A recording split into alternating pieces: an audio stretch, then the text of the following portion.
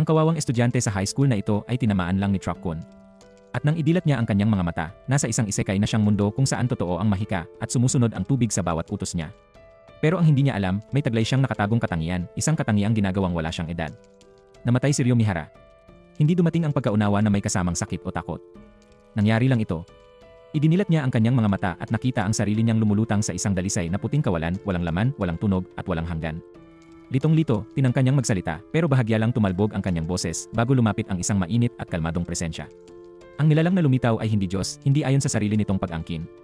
Isang nilalang na may di makataong katahimikan ang nagpakilala bilang Michael, isang ianghel, kung mas may saysay iyon kay Ryo. Wala itong misyon, wala itong pasanin. Isang tagubilin lang ang ibinigay nito sa kaluluwang muling isinilang, mamuhay ka ayon sa gusto mo. Sa unang pagkakataon sa kanyang buhay, o sa kabilang buhay, pumili si Ryo ng kapayapaan. Walang paaralan, walang obligasyon, walang lipunang humihila sa kanya pababa. Gusto niya ng mabagal na pamumuhay. Ipinagkaloob ito ni Michael. Isang tahimik na kubo sa isang kagubatang tinatawag na London, sa isang bagong mundong pinangalan ng Fae, napapalibutan ng kalikasan, pinoprotektahan ng isang hadlang, at may 2 buwang supply ng pagkain. May likas na hilig si Ryo sa mahikang may kinalaman sa tubig, bagay na swak sa kanya. Dahil totoo ang mahika rito. Sa mismong sandaling pumikit si Ryo at lumipat sa bagong mundo, napagtanto niyang hindi ito panaginip. Walang webless, walang tunog, isang bahay lang, 2 libro, at isang kutsilyo sa mesa. Lumabas siya. Ang mga nagtataasang bundok ang bumalot sa tanawin, malamig ang hangin, at damang-dama ang presensya ng mahika. Nang ibulong niya ang isumipot ka, tubig, isang munting patak ang lumitaw sa kanyang palad. Totoo ito. Ipinaliwanag ng mga libro ang lahat, pangunahing kaalaman sa mga halimaw, katangian ng mga halaman, at panimula sa manipulasyon ng elemento. Natuklasan niyang hindi kailangang bigkasin ang mga orasyon, sapat na ang maisip ang mahika para gumana ito. Medyo nakakadismaya. Walang astig na pagsigaw ng pangalan ng spell. Pero ang gamit nito sa praktikal na aspeto ay napakarami. Pinuno niya ng tubig ang palanggana at napansing malamig ito. Walang panggatong o posporo, kaya nag-isip siya ng alternatibo. Sa pag-iisip sa mga molekulang tubig, pinwersa niyang bumuo ng hydrogen bonds. Yellow. At ang yelong iyon ay pwedeng gawing magnifying glass para maipokus ang sikat ng araw. Apoy. Mainit na tubig. Paligo. Hindi ito marangya pero kanya ito. Sa loob ng mainit-init na palanggana, napapaligiran ng kagubatan, damang-dama ni Ryo ang realidad ng kanyang bagong simula. Pero hindi libre ang mabagal na buhay. Mauubos ang stock niyang pagkain sa loob ng 2 buwan. Sa labas ng hadlang, puno ang kagubatan ng mga halimaw. Hindi sapat ang kutsilyo, literal. Kailangan niya ng pang-ataking mahika. Waterball ang unang subok niya. Umepekto pero mahina. Isang mumunting bukol ng tubig lang ang pumutok sa puno. Walang pinsala. Kaya inayos niya ang spell. Mas makipot, mas mabilis, mas matalim. Water jet. Isang ideyang gumupit gamit ang tubig, presyuradong parang blade. Sa wakas, matapos ang ilang oras ng pagsasanay, nakaguhit ng hiwa sa balat ng puno ang manipis na agos. May progreso. Pero hindi pa rin ito sapat. Sumunod ang yelo. Inisip niyang bumuo ng yelo sa ere, kinuha ang mga molekula ng tubig mula sa paligid at pinatigas ito sa ere. Mabagal ito, mahirap pero posible. Natutunan niyang bumuo ng mga sibat ng yelo, icicle lands. Pero hindi ito lumilipad gaya ng mga spell na tubig. Masyadong mabigat. Masyadong hindi balanse. Pero nagsanay siya. Oras at oras. Kahit pa nauubos ang kanyang mana at ramdam niya ang matinding pagod, nagpursige siya. Kung hindi siya maililigtas ng water ball at hindi sapat ang water jet, ang icicle lance ang magiging huling sandata niya. Wala siyang panahong dapat sayangin. Lumabas si Ryo sa hadlang sa unang pagkakataon. Sa tabing ilog, nakita niya ang mga batong inaasahan niya, quartz. Mainam na pamalit sa paggawa ng apoy kung maubusan ng mana. Naghanap siya ng mga halamang gamot, umaasang magiging payapa lang ang araw na yon. Pero hindi kapayapaan ang alok ng Fae. Mula sa palumpong, lumabas ang isang lesser boar, umuungal, may pangil at mabilis. Nanigas ang katawan ni Ryo. Isinisigaw ng utak niya ang pagtakbo pero hindi siya makakilos. Hanggang sa nakagalaw siya. Isang segundo bago ang salpukan, gumulong siya sa gilid. Yellow. Automatikong pinagyelo niya ang lupa sa ilalim ng baboy. Nadulas ito. Habang nagpupumilit itong makatayo, bumuo si Ryo ng mga sibat ng yelo at pinakawalan ito. Tinamaan ng halimaw. Tumahimik. Tumigil. Bumagsak si Ryo, hinihingal. Ang una niyang pagpatay. Ang una niyang pagkaligtas. Ang imabagal na buhay niya ay agad humihingi ng lahat ng meron siya. Pagbalik sa bahay, inaral niya ang Monster Encyclopedia. Ang lesser boar ay ang pinakahina. Ang nakakatakot na nilalang na yon. Nasa ibaba lang ng food chain. At ang mas malalakas. Mga dragon, kayang lipulin ang mga lungsod. Mga demonyo, mga nilalang na walang tiyak na pinagmulan, kayang baluktutin ang mundo. Napapikit siya sa takot habang binabasa ang mga susunod na pahina. Lahat ay may dalang bangungot. Pero bumalik pa rin siya sa kagubatan. Kinabukasan, may dala namang matamis na bunga at mas mapapait na katotohanan. Habang kinakagat niya ang matamis at maasim na prutas, biglang bumukas ang langit sa gitna ng sindak. Isang aninong may itim na balahibo ang sumugod mula sa ulap. Assassin Hawk. Hindi nakikita ang mahikang hangin. Matulis ang tuka, mabilis ang pagsalakay. Naitumba si Ryo bago pa niya ito makita. Hindi niya ito kayang takasan. Naipit, ginamit ni Rio ang natitirang mahika niya. Pinalibutan ng kristal na yelo ang ibon, pansamantalang ikinulong ito. Isa sa mga mata nito ang napuruhan. Sumigaw ang nilalang at tumakas. Napahiga si Rio sa lupa, nananakit, hinal na hinal. Ang mabagal na buhay niya ay parang kasinungalingan na. Mas masama pa, sa pagtakas niya mula sa Assassin Hawk, nawalan siya ng direksyon pauwi. Pero sa kung anong paraan, nakabalik pa rin siya. Pagsapit ng gabi, may humila sa kanya. Pag-uusisa o baka tadhana. Isang kabalyerong walang ulo, inaalagaan ang kabayo nito sa ilalim ng liwanag ng buwan. Isang dulahan. Wala sa Monster Encyclopedia. Marahil masyadong mapanganib para ilista. O baka hindi talaga halimaw. Muling bumalik si Rio. At muli. Gabi-gabi pinapanood niya ito. Nilalabanan niya ito. Natatalo siya. Pero may nagbago sa loob niya. Hindi kailanman sumalakay ang dulahan para pumatay. Sinanay siya nito. Sinubukan siya. Hanggang isang gabi, bumuo ito ng espada gawa sa yelo. Inabot ito sa kanya. Lumapit si Rio. Naglaho ang kabalyero. Sa mga kamay niya, hawak niya ang isang sandatang isinilang hindi mula sa galit, kundi mula sa pag-unlad. Isang espada na gawa sa tubig, pinino sa katahimikan ng mga laban. Hindi nagtagal ang kapayapaan. Habang nagsasanay, may naramdaman si Rio. Pamilyar. Mapanganib. Ang Assassin Hawk. Pero iba na. Mas maitim ang balahibo nito. Mas malaki ang katawan. Nag-evolve na ito. At gusto nitong gumanti. 5 layer ng ice wall. Wasak. 10 layer. Pinulbos. Kahit ang Icicle Lance ay nabigo. Kaya espada na lang ang huling pag-asa niya. Nagbanggaan ang espada at ang tuka. Sa unang pagkakataon, tumama ng maayos ang kanyang atake. Naglaban sila. Tuka laban sa talim. Yelo laban sa hangin. Mahika at instinto sa banggaan ng kamatayan. Sa huli, napuruhan niya muli ito. Bumagsak ang Assassin Hawk. Tumayo si Rio sa ibabaw nito, humihingal. Laro na sa kanya ngayon. Hindi ito bumalik para sa paghihiganti. Bumalik ito para subukin siya. Gaya ng dulahan. Upang gawing mas malakas siya. Salamat, bulong niya. Binigyan niya ito ng isang marangal na katapusan. At muling natahimik ang mundo. Hanggang sa may tinig na umalingaw sa kanyang isipan. Isang dragon. Isang nilalang na may napakalakas na kapangyarihan, nagsalita sa isip niya gamit ang telepatya. Nanlaki ang mga mata ni Rio, hindi makapaniwala. Sinabi niyang nakipaglaban at pinatay niya ang Assassin Hawk na nag-evolve. Hindi nagalit ang dragon na nagpakilalang luwin. Sa katunayan, humanga pa ito. Napansin nito ang espada ni Rio, ang regalo ng dulahan, at agad itong nakilala. Ang espada ng hari ng mga diwata. Isang relikya ng napakalaking halaga. Isang tanda ng pagpili. Hindi alam ni Rio kung paano o bakit nasa kanya ito. Ngumiti si Luwin. At biglang naglaho. Naiwan si Rio tulalang-tulala. Kakausap lang niya ang isang dragon. Balik sa puting kawalan, nakatitig si Michael sa lapida ni Rio. May isang bagay siyang hindi napansin. Isang tagong katangian. Napakabihira, hindi pa lumilitaw sa loob ng 10,000 taon. Walang hanggan ng edad. Si Rio Mihara, muling isinilang sa Fae, ay maaaring mamuhay magpakailanman. Hindi lang mabagal, kundi walang katapusan. Lumabas lang si Rio ng bahay para tingnan ang inihaw na isda ng halimaw. Pero ang sumalubong sa kanya ay kabuluhan. Giba ang dalampasigan. Narinig niya ang tinig ni Tosco sa gitna ng kabuluhan, magaan ang loob na ligtas si Rio. Pero hindi maintindihan ni Rio.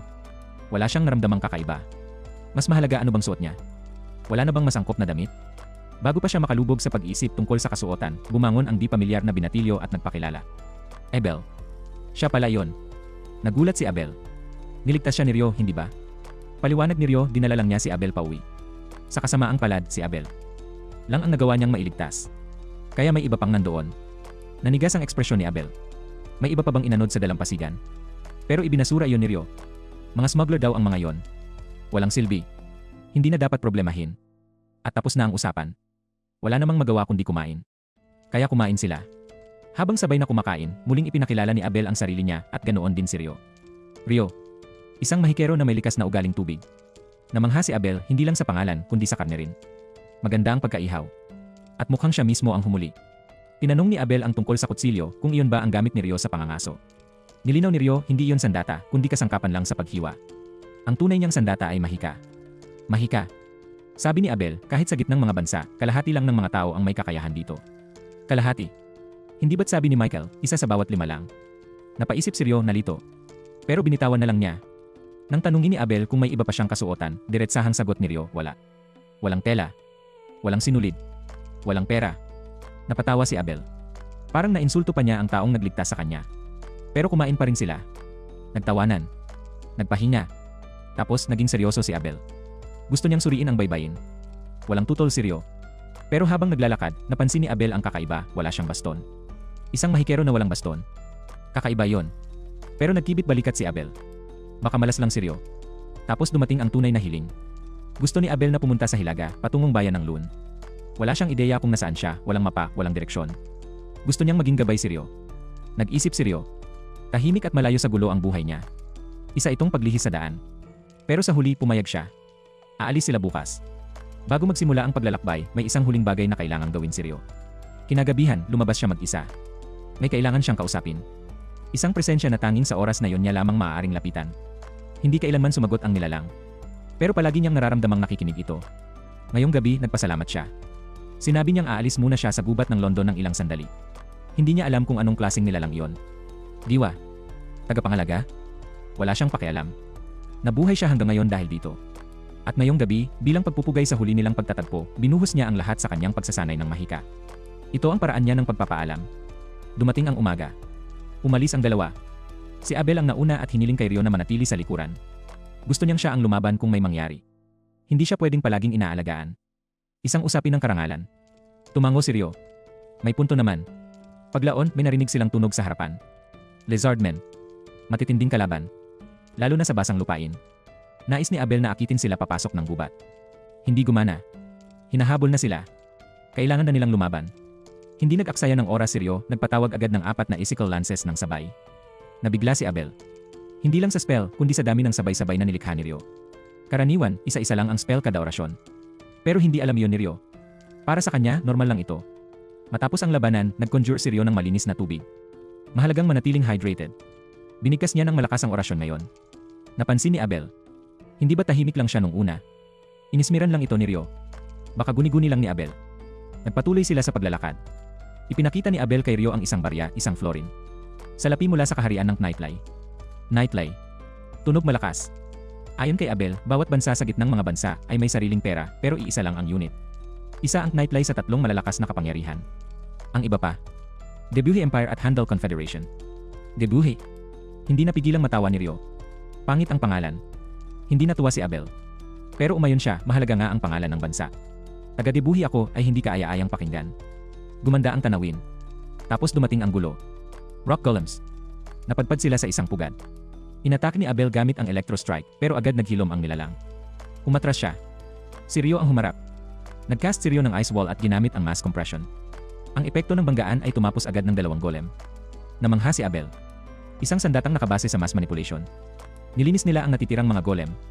Bumagsak ang isa at tumigil, marahil dahil naputol ang koneksyon nito sa lupa. Sinuri ni Rio ang katawan at may nakita sa loob isang magic stone. Malaki at madilim ang kulay. Sumisipsip ito ng mana mula sa mga halimaw sa mahabang panahon. Isang bihirang kayamanan. Sayang at hindi nila nakuha ang iba pa. Biglang yumanig ang lupa. May papalapit na dambuhalang nilalang, isang behemoth. Wala ni isa sa kanila ang nakakita na ng ganoon. Tapos may isa pa. Isang wyvern. Magkakaroon ng sabupaan. At sila ang nasa unang hanay ng mga manonood. Namangha sila habang naglalaban ang 2 halimaw. Kinampihan ni Rio ang behemoth, tinawag pa itong Behechan. Hindi nagtagal ang laban. Naganap ang magic nullification. Naglaho ang presensya ng wyvern. Napabuntong hininga si Rio. Gusto pa sana niyang makita ang round 2. Umikot lang ang mga mata ni Abel. Pero hindi pa tapos ang sandali. Magic nullification. Isang konseptong narinig ni Rio. Lumilitaw sa mga dungeon trap. Binanggit ni Abel, interesado ba si Rio sa mga dungeon? Siyempre. Sino bang fantasy fan ang hindi? Pahapyaw na binanggit ni Abel na ang tanging dungeon sa gitnang mga bansa ay nasa Loon. Nataranta si Rio. Bakit ngayon mo lang sinabi yan? Agad siyang nagdemand ng dagdag impormasyon. Nagbigay si Abel.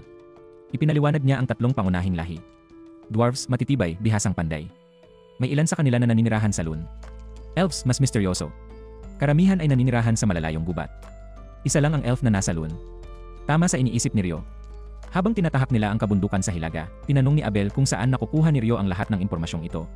Nag-alinlangan si Rio. Hindi naman niya pwedeng sabihin galing ito sa isang makapangyarihang nilalang mula sa labas ng pag-unawa ng mga mortal. Sinabi lang niya, mas mabuting huwag mo nang itanong. Hindi na nagtulak si Abel. Maswerte na silang buhay pa hanggang ngayon. Pero napansin ni Abel, ang presensyang mahikal ng behemoth ay nakakakilabot. Kung umatake ito, patay na sana sila. Ayon sa mga ulat, ilang siglo nang walang nakikitang behemoth o griffin. Iba ang lupain na ito. Napikon si Rio. Baka kasi hindi lang nila sinusubukan ng sapat. Mas naging seryoso si Abel. Yung wyvern na nakita nila. Malamang galing iyon sa hilagang kalangitan. Kumpirmado, ang bulubunduking hanay ay nagsisilbing takip. Isang natural na hadlang laban sa paglusob ng mga halimaw sa lupang tinitirhan ng tao. At ngayon nasa loob sila nito. Ayaw mang paniwalaan ni Abel pero may problema sila. Hindi sila pwedeng umiwas lang sa mga wyvern. Darating din ang panahon na kailangang lumaban. Hindi nag-alinlangan si Ryo. Nag-alok siya ng plano, ibaba muna ang wyvern. Saka umatake. Pumayag si Abel. Kapag nasa ere ito, tiyak na talo sila. Pumwesto si Ryo. Kalmado. Nakapokus. Nagpalipad siya ng panibagong sabog ng Icicle Lance.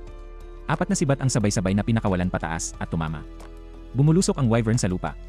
Napakurap si Abel. Tapos na agad? Hindi ba't dapat ay isang kapanapanabik at madugong laban ito? Tinukso siya ni Ryo. Hindi ba gusto niya ng aksyon? Pinutol ni Abel ang usapan. Ayos na yon. Epektibo. Gawin natin to lagi. Tumango si Ryo. CJ. Linisang lahat ng wyvern sa paligid. Hindi tumutol si Abel. Sumugod na lang agad. Yep. Sa isip ni Ryo, talagang isa siyang battle maniac. Luminaw ang langit. Nakalatag ang daan sa unahan. Pero malayo pa ang kanilang paglalakbay. Mga halimaw, dungyon, lihim at marahil isang mas makapangyarihang nilalang ang nag-aabang sa anino. At ni isa sa kanila ay hindi pa nakakaalam na si Ryo ay walang hanggan ang buhay. Nagsimula ito sa paglalakad, bundok at 3 nakaligtas na may bahid ng dumi na amoy pritong wyvern guts. Matapos ang isang hindi inaasahang pag-atake ng wyvern slaughtering, si Ryoma at ang kanyang malas na mga kasama ay natisod sa isang highway o isang kalsada na nangangahulugang sibilisasyon. Ang sibilisasyon ay nangangahulugang mga tao. Ang ibig sabihin ng mga tao ay buwis. At si Ryoma ay may halos kasing dami ng social currency bilang isang umut-ot sa isang libing. Ngunit si Abel, ang katumbas ng tao ng isang sertipiko ng salamat sa hindi ka namamatay, ay nagpasya na i-vouch para sa kanya muli. Naglabas na ng silver coin ang lalaki para ipuslit ang sorry ni Ryoma sa nakaraang bayan, at ngayon ay hinihila niya siya patungo sa Adventurers Guild na parang isang mapagmataas na magulang na ipinapasok ang kanilang problemang anak sa daycare. At si Ryoma, ang tusong daga na iyon ay nasasabik lamang na matulog sa isang kama at pala ang anumang lutuing dayuhang magsasaka na ihahandog ng pantasyang dump na ito sa kanyang lalamunan. Sa kasamaang palad, ang kanyang pag-asa ng kapayapaan ay nasira ng sumpa ng magandang kari. Dahil nang ipakilala sa kanya ni Abel ang lokal na delicacy, sa sandaling tumama ang dila ni Ryoma sa spice-laced sauce, halos humagulgol siya tulad ng isang diborsyadong sweldo na kumakain ng instant ramen. Curry, isang sagradong pagkain para sa bawat isekai na tinatanggihan ng truck, at narito na ito. Nag-shortcut lang ang buong protagonist arcs niya.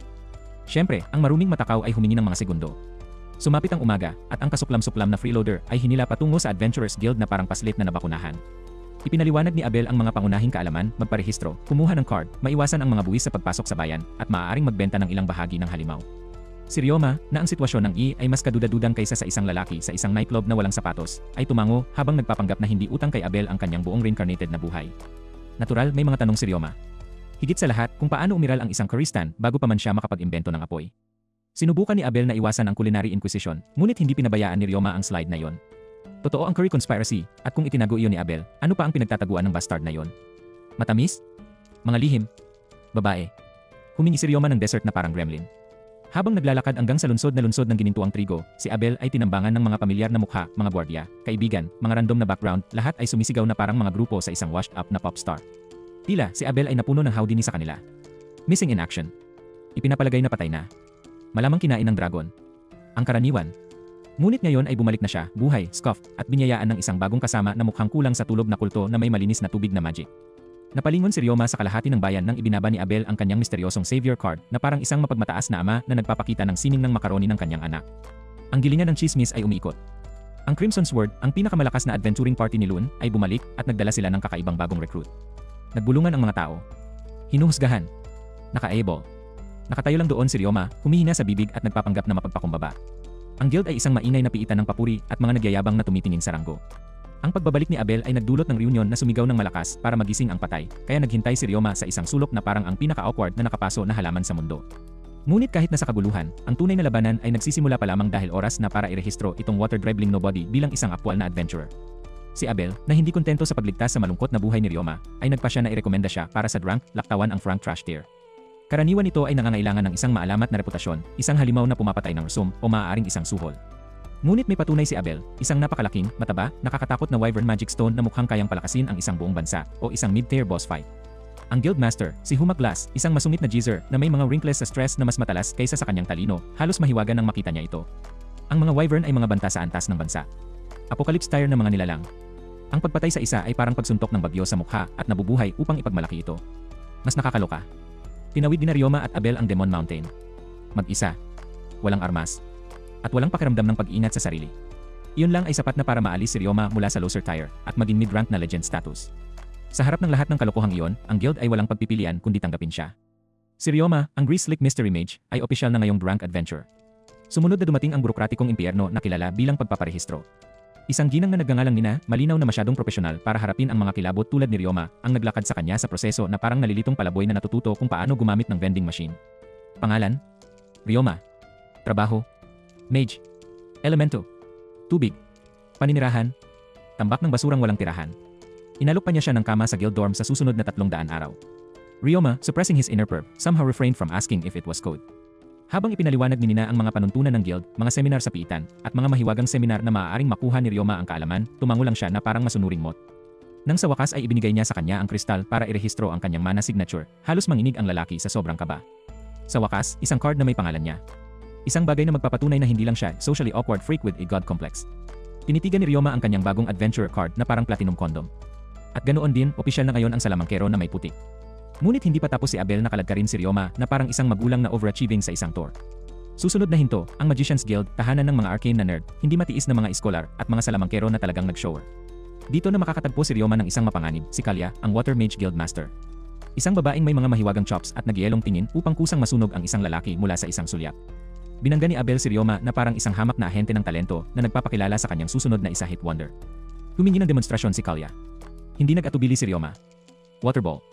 At tulad ng salamangka at literal na mahika, nag-conjured siya ng isang perpektong water orb sa lugar. Hindi isang junky blob. Hindi isang tumutulo na lobo. Isang masikip, siksik, precision-crafted na globo ng puno ng tubig na tadhana.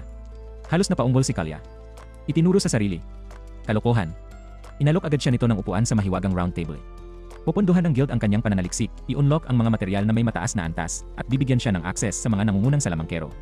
Tinanggap ni Ryoma na parang nagugutom na simp na inabutan ng buffet. Ang kanyang pagpaparehistro ay mabilis na sinusubaybayan. Iniabot ang A. Naitala ang mahiwagang lagda.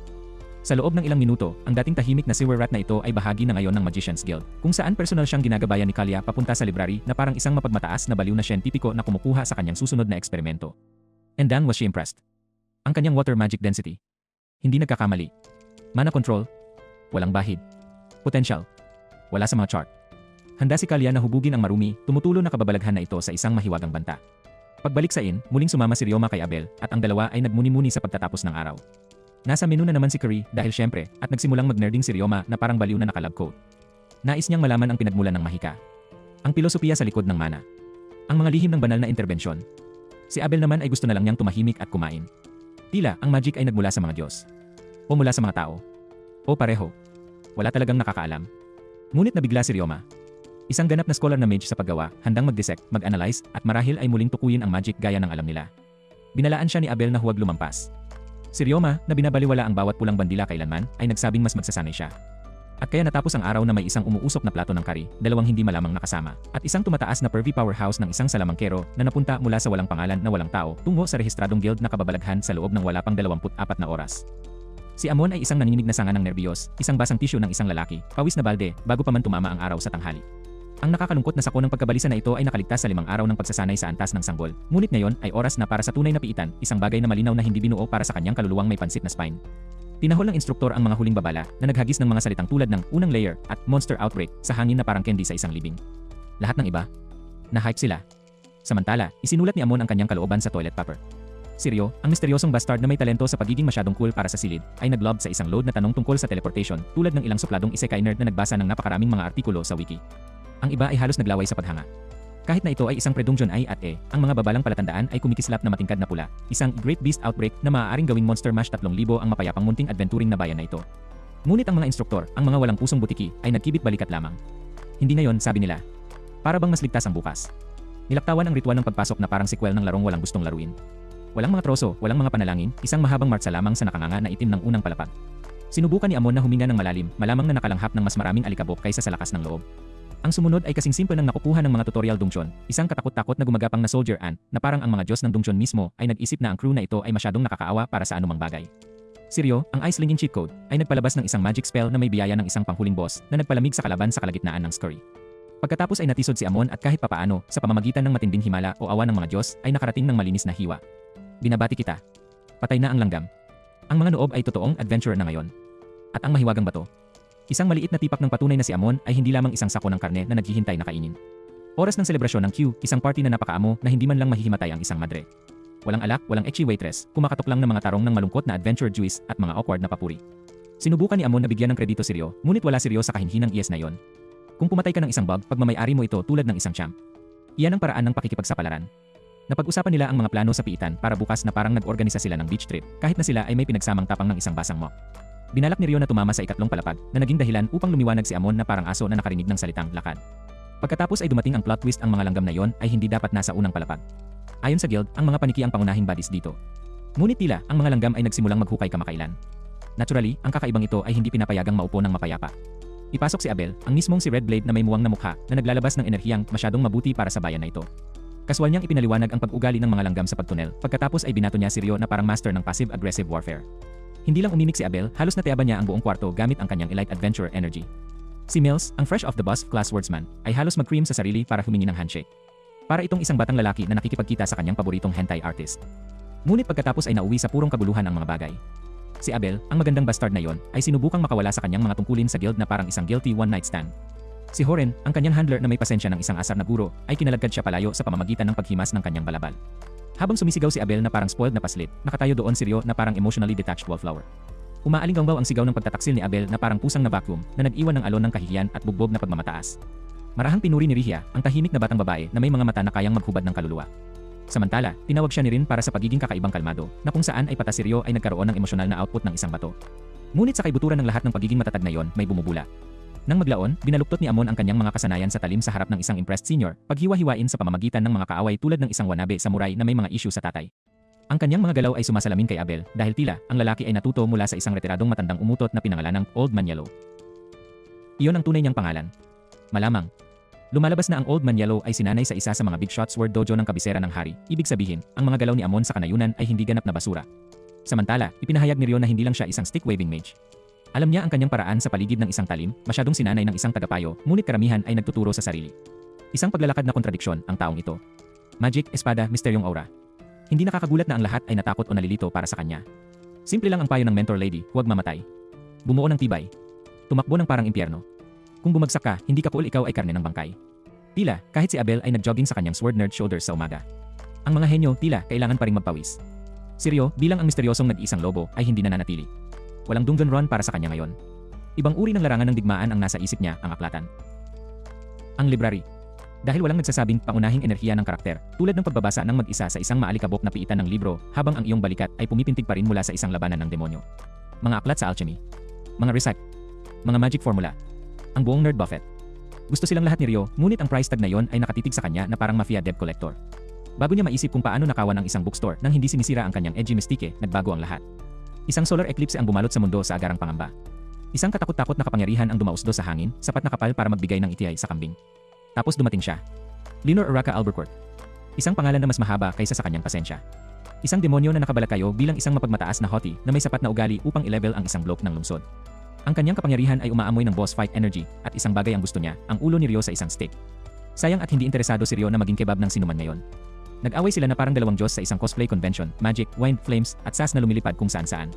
Ang kanyang mga blades na nakakasira ng robe ay sumalubong sa gamit ni Ryo's Fairy King, na tila may sapat na plot armor para harangan ang isang buong magic nuke. Ang kanilang away ay umabot sa kalokohan. Si Ryo, para sa lahat ng kanyang gilid at misteryo, halos hindi nakaligtas. Ang kanyang healing factor ay basag, ang kanyang bilis ay busted, at ang kanyang bibig ay hindi tumahimik. Sa kalaunan, ang espasyo ay nagsimulang gumuho isang bagay tungkol dito bilang isang paliguan na maaaring metaporikal o patunay lamang na ang mga demonyo ay mga perps din. Bago siya mawala, binitawan ni Leonor ang isang huling pangako, babalik siya, at sa susunod, personal niyang papatayin siya. Mahusay. Isa pang yandere ang idinagdag sa koleksyon. Natisod si Ryo mula sa mahiwagang gulo na halos hindi nakahawak sa sarili. Ang kanyang Fairy King robe ay eni na naka-absorb ng sapat na pinsala upang mamula ang tangke. Ganun pa man, parang nasaktan siya. Ang kanyang isip ay piniritong itlog at ang gusto niya ngayon ay mga libro at katahimikan. Sa bangko, nakakita siya ng isang matabang deposito na naghihintay sa kanya, kabayaran para sa Wyvern Magic Stone na yon. Napakaraming pera, halos nabasa siya nito. Hindi na nag-aalala tungkol sa upa. Wala nang mga desperadong paghahanap para sa pagbabago ng bulsa. Siya ngayon ay opisyal na masyadong mayaman upang alagaan. Bumalik sa inn, sa wakas ay bumalik ang mga kasama sa silid. Binati nila siya na parang isang matagal nang nawawalang magkasintahan, para lamang malaman na si Ryo ay lumabas na sinaksak ng demonyo sa isang mahiwagang paliguan. Pinahid niya yon na parang bakat na tuhod. Pero si Rihya, ang magiliw niyang haplos ay ang tanging healing magic na kailangan niya. Pinagtagpi-tagpi niya siya, bumulong ng mga sweet nothings, at hinampas siya ng guilt trip sa buong buhay, mahalaga ka sa amin ngayon. Oof! Sa mismong emosyonal na scrotum. Maging sina Amon at Rin ay umamin na nag-aalala sila. At minsan, hinayaan ni Ryo na matunaw ang malamig na gilid ng kanyang boses sa isang simpleng, salamat. Nakauwi na siya. Sira, bugbog, baka dumudugo sa loob. Ngunit sa bahay, nagpa siya ang squad, bukas muli nilang tatamaan ang pitan. Sa pagkakataong ito, sa ika-4 na palapag. Sa pagtutulungan ng magkakasama. Sa lakas ng loob. Sa hangganan ng kumpiyansa sa pagpapakamatay. Ngunit sa ilang malayong palasyo, nagbubulungan na ang mga pakana tungkol sa dakilang kalamidad. Nang mga lungsod ay gumuho, ang mga bunganga ay bumubukas na parang mga zipper ng impyerno, at maging ang mga piling tao ay nagsisimula ng pawisan. At sa gitna ng lahat, yung batang lalaki. Ang mukhang loser-looking, mysterious, overpowered freak na nagpabagsak ng demonyo sa isang mahiwagang hot spring at pagkatapos ay bumili ng mga libro na parang noong Martes pa lang. Dumating na ang kalamidad. At si Ryo? Maghihintay siya ng may talim, spell at dead-eyed sarcasm. Sapat na ang kapal ng hangin sa piitan para mabulunan, basang bato, nananatiling halimaw na musk at ang malabong tansong-tang ng sariwang goblin gore. Bawat hakbang ay umaalinggaw sa desperasyon. Kinamot ni Boots ang grip, huminga ng matatalim at hindi pantay, at alam ng tatlong adventurer na itinutulak nila ang kanilang kapalaran. Wala pa rito si Ryo, pero ang iba ay humihinal na parang mga marathon pagkatapos ng lap around hell. Lesser Hill ang nagliwanag sa dilim, isang maputlang asul na kinang na gumagapang sa ibabaw ng nasugatan na balat tulad ng banayad na haplos ng isang santo na hindi pa na-trauma. Ang nasugatan idiot mumbled salamat, bumulong ang manggagamot, you're welcome. Para sa isang maikli, kalunos-lunos na segundo, halos nadama itong ligtas. Ngunit nabasag ang ilusyong iyon nang mamataan nila ang mga goblin archer, mga halimaw na walang negosyo sa ika-5 palapag. Ang mga mamamana ay dapat na malalim, ika-9 na palapag at ibaba, kaya't makita silang ganito kataas ay parang natuklasan na ang pusa ng iyong kapitbahay ay maaaring magmaneho ng dump truck. Mali. Mapanganib. Ang uri ng kamalian na naninikip ang iyong bituka dahil alam mong susuntukin ka ng mundo sa ngipin. Tinawag ito ng pinuno, oras na para umatras. Hindi na nagtutulak ng mas malalim. Ang pera ay mabuti, ngunit walang silbi kung napunta ka sa goblin snack meat. Simple lang ang kanilang motto, manatiling buhay muna. Pangalawa ang tubo. Mukhang cool. Optional. Samantala, sa ibang lugar sa bayan, si Ryo ay nakikibahagi sa kabayanihan, nagliligtas sa mundo na pagkilos ng nagbubulungan sa sarili tungkol sa bilis ng paggalaw.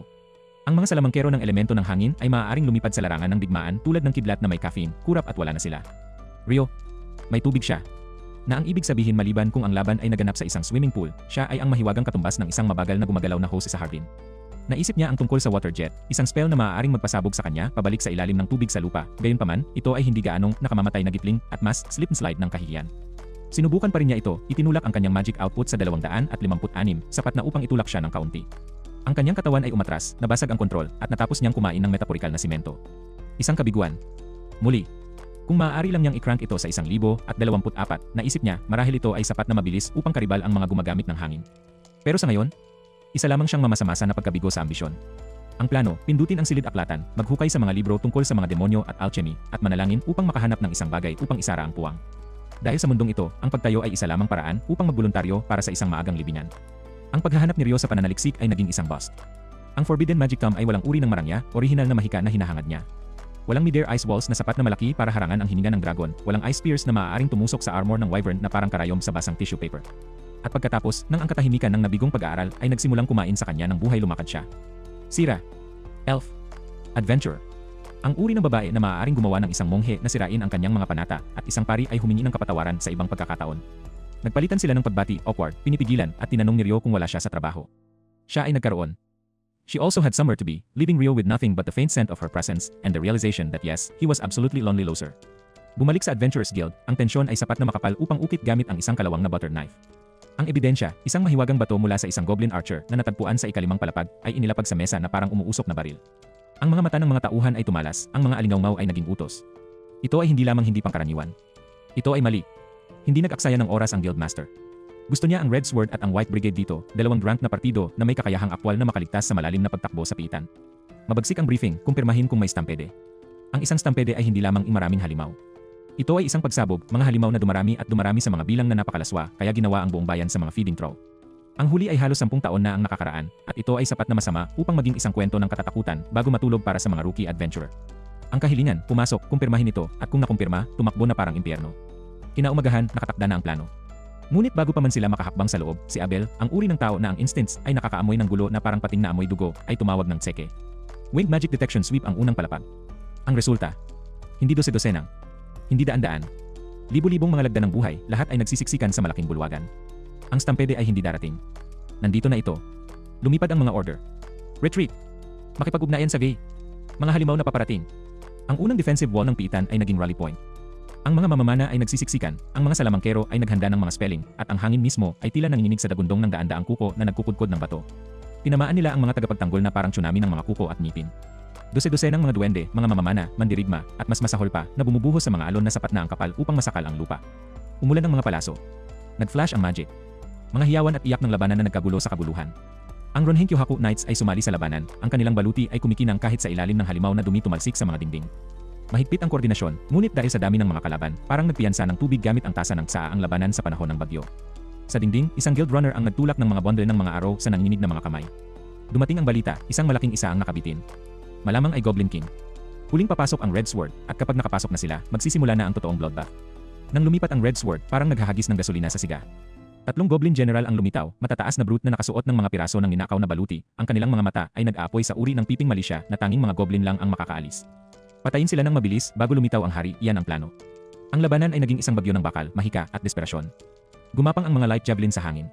Nagsisigawan ang mga magic sword habang kumagat sila sa laman. Pagkatapos air slash, ngunit hindi ang uri na nakita ng sinuman noon. Ito ay mas mabilis, mas matalas, halos hindi makatao. Isang indayog, at parang maaari nitong putulin ang halimaw at tao kung gugustuhin ng may hawak. At pagkatapos, complete fusion. Ang uri ng high risk, all-in na pamamaraan na maaaring manalo sa labanan o mag-iwan sa iyo ng madugong pahid sa dumi. Ang huling suntok ay dumating sa isang kulog ng mahika. Bullet rain, sisingilin para sa buong laban, pinakawalan sa isang solong, walang awa na pagsabog. Ang mga Goblin General ay bumagsak, ang kanilang mga katawan ay bumagsak sa bigat ng mahiwagang firepower na napakahusay para sa kanilang magaspang na sandata upang magkunwaring lumalaban. Tapos na. Ang stampede, kahit ang alon na ito, ay nadurog. Ang larangan ng digmaan ay mabaho ng dugo, nasusunog na laman, at ang mapait na lasa ng tabumpay. Nakatayo si Red Sword na humihina ng husto, may mga sandata pa rin sa kamay, ang mga mata ay tumitingin sa tree line na parang inaasam nilang lalabas kagad ang hari. Ngunit sa ngayon, nakatayo pa rin ang pader at ligtas ang bayan.